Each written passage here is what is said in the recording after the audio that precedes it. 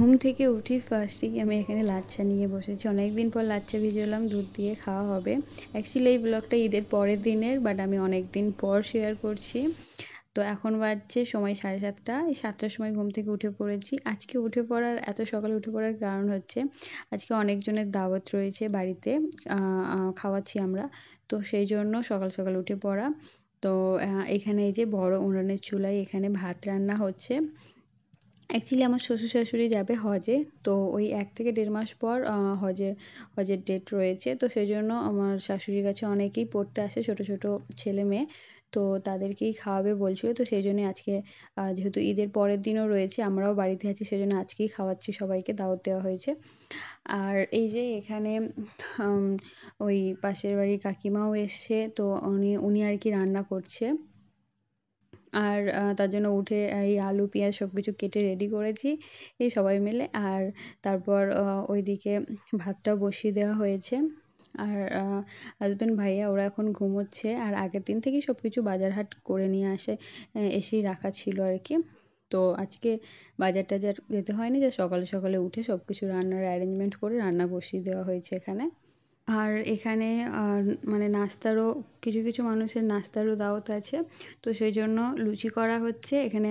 আমার বড় মাসি শাশুড়ি এসেছে, বড় মাসি শাশুড়ি হেল্প করছে। আর তার সাথে মানে পাড়ারই আরেকটা কাকিমা এসছে, তো উনিও হেল্প করছে অনেকটাই। তো এখানে আমি লুচি ভাজতে বসে গেছি, লুচি ভাজার দায়িত্বে আমি আছি। আর তার সাথে এখানে ঘুগনিটা, ওই যে বললাম পাশে মানে পাশের বাড়ি আমার আরেকটা কাকিমা রয়েছে, মানে ওই কাকি শাশুড়ি।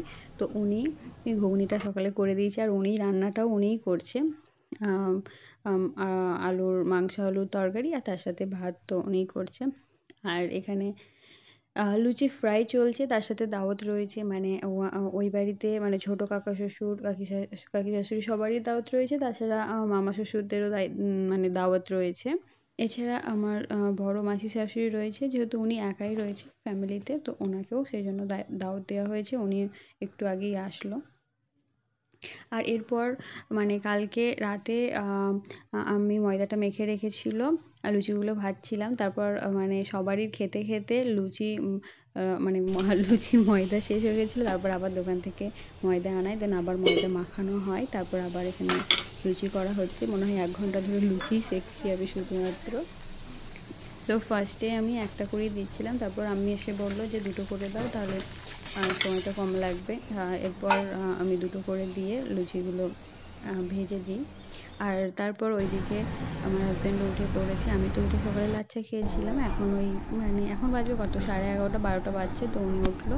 আর তারপর আমাদের দুজনের জন্য এখানে আমি নিয়ে আসি লুচি, আর তার সাথে ঘুগনি। আর ঘুগনিটাতে সুন্দর করে একটু পেঁয়াজ কুচি দিয়ে আর পাতিলেবু দিয়ে মাখিয়ে নিয়ে এসেছি। এরপর মামা মামি আসে, মানে আমার মামা শ্বশুর, মামি শাশুড়ি, আর মামাতো বোন, তো ওরা 3জনেই আসে।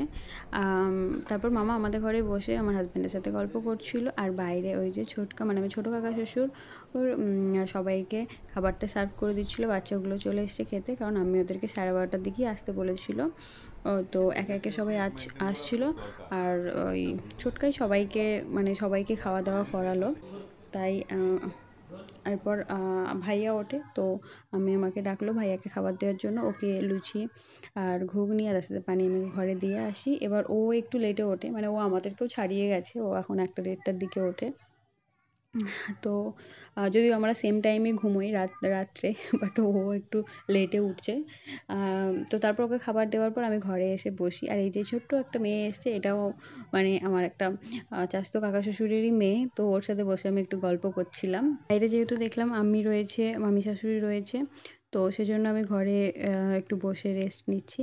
আর অলরেডি ওরা দরজার কাছে সবাই বসেছে, আমি বেরোতেও পারছিলাম না, কারণ এরপরে আমার অনেক কাজ রয়েছে। যেমন বাড়িগুলো সব কিছু আমাকে ক্লিন করতে হবে, যেখানে বারান্দায় খাওয়াচ্ছে সেগুলো সব নোংরা হয়ে গেলে সব ক্লিন করতে হবে। তো লাস্টের কাজগুলো আমি ফিনিশ করব।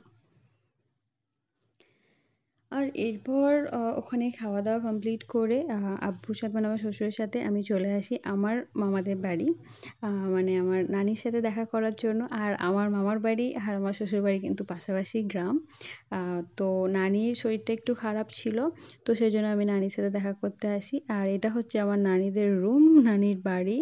অনেক আমাদের চাইল্ডহুড, অনেক মেমোরি রয়েছে এখানে ছোটোবেলার। আর নানির এটা ছোট্ট একটা ঘর, যেখানে নানি একাই থাকে। মামারা সামনের আলাদা বাড়ি করে মামারা সেখানে থাকে, আমার 2 মামা। তো এই ঘরে আসলে অনেক ছোটবেলার অনেক স্মৃতি মনে পড়ে যায়। অনেক সময় কাটিয়েছি এখানে। তো নানি আমার জন্য এখানে জুস নিয়ে আসিয়েছে। আমি বললাম যদিও আনতে হবে না, বাট নানি সময়ের ফাঁকে মামার সাথে আমি গল্প করছিলাম, তার মধ্যে ঠিক গিয়ে দোকান থেকে আমার জন্য জুসটা নিয়ে আসে। আর ওটাই এখন খাচ্ছি আর তার সাথে নানির সাথে গল্প করছি। তো খুব একটা আশা তো হয় না, বাট যখন একটু শরীরটা খারাপ থাকে নানির, চেষ্টা করি কিছুক্ষণের জন্য হলেও, 1 ঘন্টার জন্য হলেও বা আধা ঘন্টার জন্য হলেও এসে একটু দেখা করে যাই। আর আমার শ্বশুরের যেহেতু আড়ত রয়েছে পাশেই, তো উনি এমনি বিকেলে নামাজ পড়ে আড়তে আসছিল, আমাকে নামিয়ে দিয়ে গেল। তারপরে উনি আবার সন্ধ্যেবেলায় আব্বু বাড়ি যাওয়ার সময় আমাকে আবার নিয়ে যাবে। তো এই হচ্ছে আমার নানির রুম।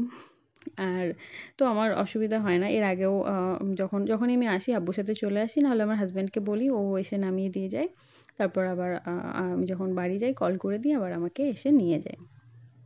তো এখন যেহেতু ঈদের টাইম, আর ওই অন্য সময় কিন্তু এই ঈদের সময়টা এই নানিদের এই ঘরটা এখন এতটা ফাঁকা দেখছো, তখন অনেক জমজমাট থাকতো। আমরা সবাই আসতাম এখানে, মানে আমার বাকি মাসিরা সবাই, ইনফ্যাক্ট সব মামাতো বোন ছিল। এখন তো সবার বিয়ে হয়ে গেছে, ওই যে ওইটা আর একটা মামার বাড়ি, যদি ওখানে কেউ থাকে না, মামারা সবাই বাইরে থাকে।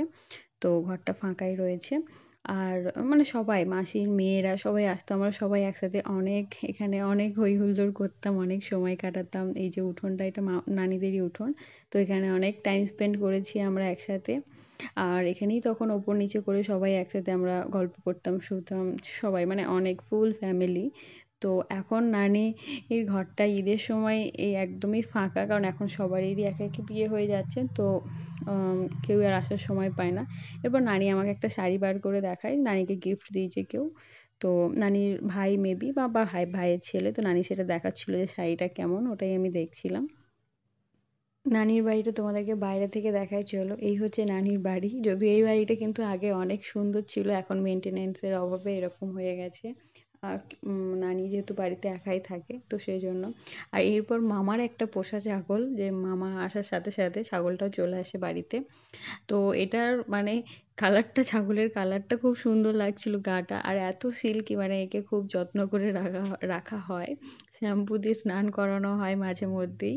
আর তোর মাথাতেও ঈদের জন্য মেহেন্দি দিয়ে দিয়েছে মামাতো বোনটা।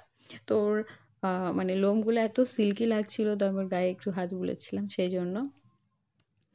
আর ওকে মানে ওর কি খুব বেশি পোষ মেনে গেছে, পায়ে পায়ে ঘোরে একদম, যেখানে যাবে সেখানে। ইনফ্যাক্ট যখন ডাকছে একদম ছুটে চলে আসছে এর সাথে সাথে, এইরকম ব্যাপার। আর খুব শান্তশিষ্ট ছিল, তো আমি ভালো লাগছিল আমার, একটু ওর গায়ে হাত বুলোচ্ছিলাম আমি তার জন্য। চলো তোমাদেরকে মামার বাড়ি মানে আমার নানির বাড়িটা বাইরে থেকে দেখায়। যদিও মেনটেনেন্সের অভাবে একটু এরকম হয়ে গেছে, আগে এই বাড়িটাই অনেক সুন্দর ছিল।